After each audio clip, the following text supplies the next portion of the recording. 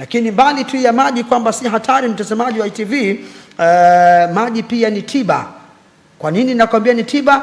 Twende tukamtazame Fatma Isa mwenye umri wa miaka 65 ambaye alipata tatizo la kiharusi ama unaweza kuita stroke, na utamuona jinsi ambavyo anapatiwa tiba kupitia maji kwa njia ya kuogelea. Twende tukamtazame mtazamaji wa ITV chini ya Mwalimu Kimimba.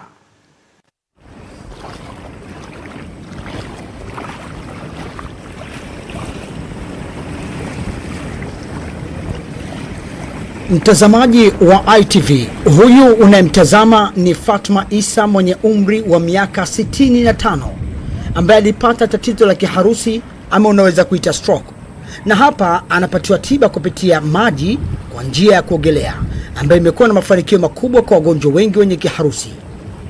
Bi Fatma Isa anapatiwa tiba ya kurejesha utimamu wa mwili kwa njia ya kuogelea na Mwalimu Geoffrey Kimimba.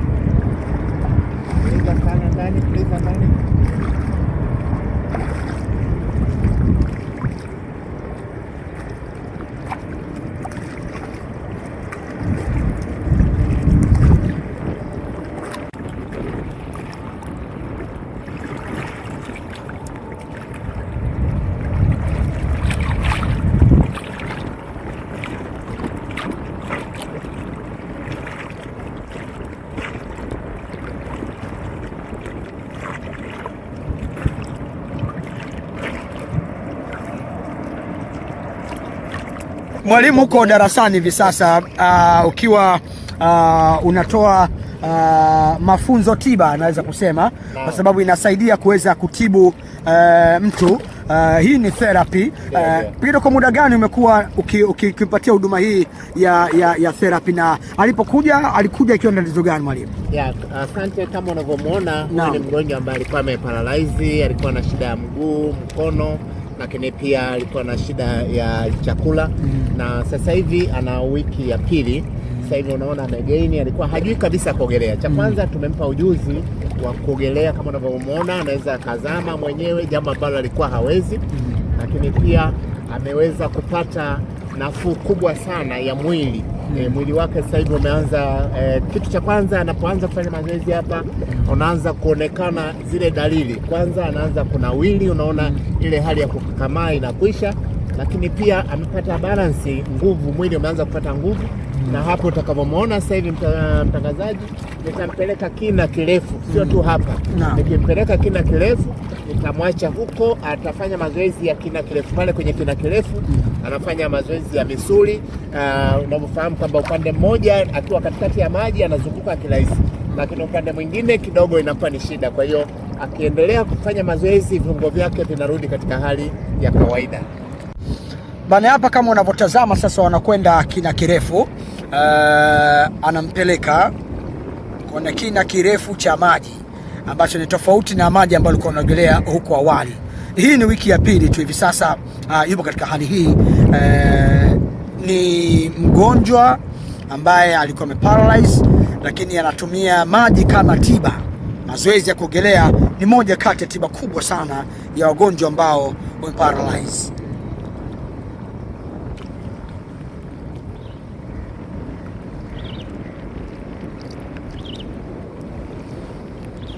Naweza kaona kama hapo karibu ni kamera imezoom, lakini kama nikizoom out utagundua kwamba wako mbali sana. Umeona umbali ambao unazidi kwenda hivi sasa ni mbali sana. Hongera sana kwa Mwalimu Kimimba.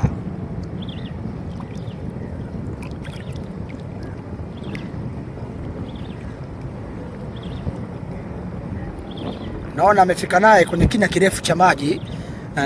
Amemwachia hivi sasa na yuko mwenyewe kwenye maji anaogelea, yuko mwenyewe tu,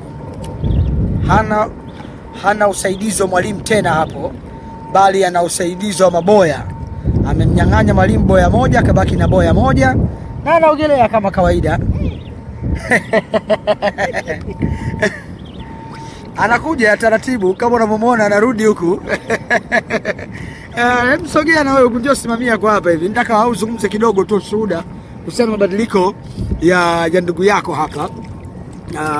Simamia kwa hapa hivi. Yes, kwa hapo. Huyu ni ndugu yake kama unavyomtazama hapa, ambaye amekuwa anakuja naye mara kwa mara mazoezini.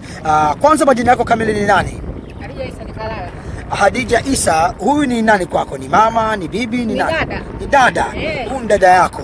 Alivyokuwa awali kabla hajaanza kupata tiba ya maji, kwanza ilikuwa tufahamishe alikuwaje awali na sasa unavyoona mabadiliko yake? Sasa mabadiliko yanaendelea vizuri. Maana ya kwanza pale ilikuwa hali sio mzuri sana. Sasa hivi tunashukuru Mwenyezi Mungu.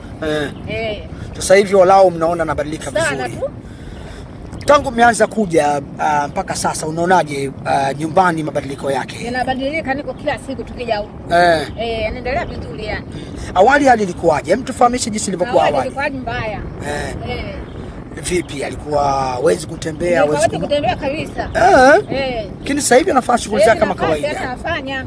Okay. Hongera sana. Watanzania wanakutazama, pengine unawaambiaje kuhusiana na tiba ya maji kwa wagonjwa ama kwa watu ambao wamepata stroke ama kuparalyze? Yaani leo ndio kwa kwanza kuongea na wewe sasa. Okay, unawaambiaje? Unawashauri na wengine nao pia wahudhuria tiba kama hii? Waje tiba ya maji ni sahihi. Ni nzuri. Ni nzuri sana. Unakuja naye wewe naye pia kila siku hapa unaogelea sasa? Kwa sababu ushaona hii ni tiba. Kwa hiyo inabidi uanze kujitibu mapema. Sasa. Haina shaka. Tusogee huku tumfuate mama kidogo ambako anaogelea.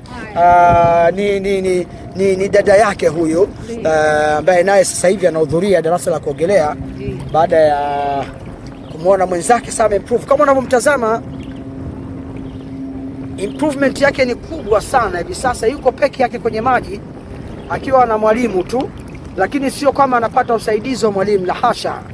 Ni yeye na maji, yeye na maji, na anakwenda vizuri kabisa. Kama unavyoona, unafahamu mgonjwa ambaye kapata stroke ama paralyze, jinsi ambavyo anakuwa inakuwa sio rahisi kuweza kufanya movement. Lakini huyu anaonekana kabisa sasa anafanya movement, mikono inaonekana, anazunguka, anajizungusha kwenye maji. Na maji aliyopo ni marefu, usifikiri ni mafupi. Ukitaka kujua kama ni marefu, unamuona huyu anapomfika hapa na wale waliko ni kule, kwa maana wale wako mbali zaidi, ikiwa na maana ya kwamba yuko maji marefu hivi sasa, akanyagi chini na anakwenda full. Ni kazi ambayo inafanywa na wataalamu wa kuogelea.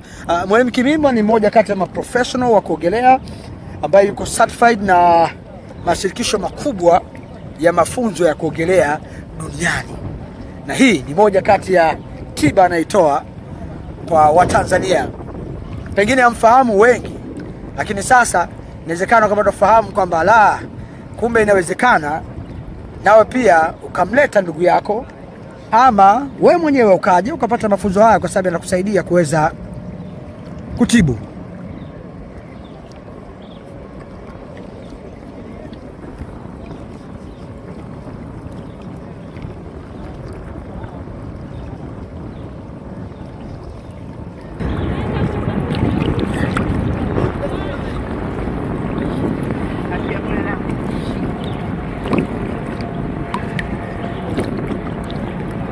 Hapa kama unavyoona viungo vyote vinafanya kazi na ubongo. Kwa hiyo hapa anafanya kazi ya misuli, anafanya kazi ya ubongo, ya viungo, kazi ambayo mwili unachoma mafuta yote yaliyoko mwilini na kuhakikisha kwamba viungo vyake vinakaa sawa sawa. Kama unavyoona anafanya mazoezi ya kuzunguka zunguka.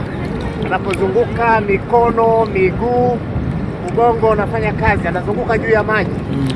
Kama unafahamu kwamba unapofanya mazoezi kwenye maji viungo vyote vinafanya kazi.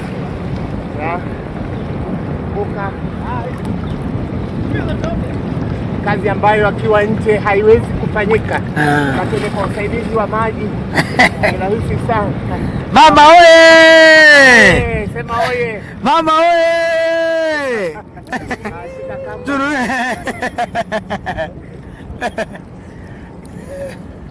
Tembea na kama mpaka mwisho. Mama oye! Oye! Safi, sauti imetoka sasa. Na mimi nataka nisikie sauti bwana. Oye!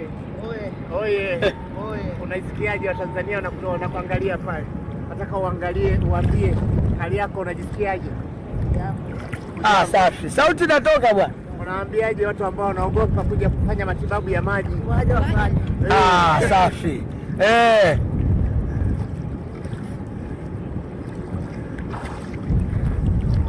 Basi. Mama uko vizuri sasa hivi.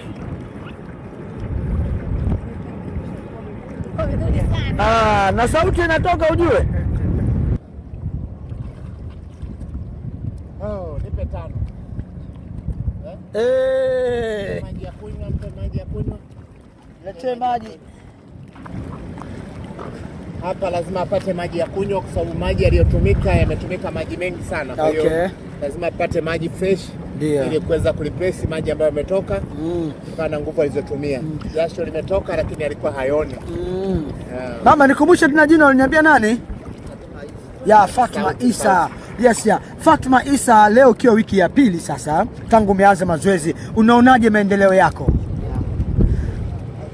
Ujambo, asante. Sauti inasikika vizuri bwana. Tumemwona anakwenda kina kirefu akiogelea, akipata tiba ya maji kwa njia ya kuogelea. Mama, ulisema una miaka mingapi?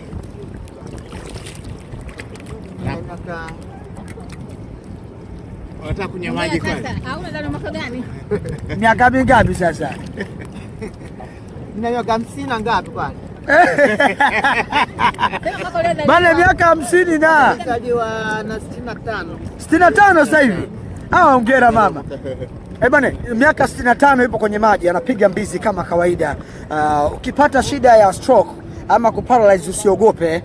Onana wataalamu wa kuogelea, hasa Mwalimu Kimimba kwa sababu amebobea katika eneo hilo.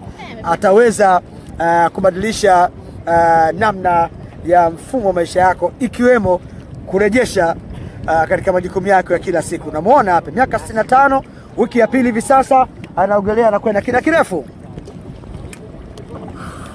Safi sana. Kera sana mama. Mama oye!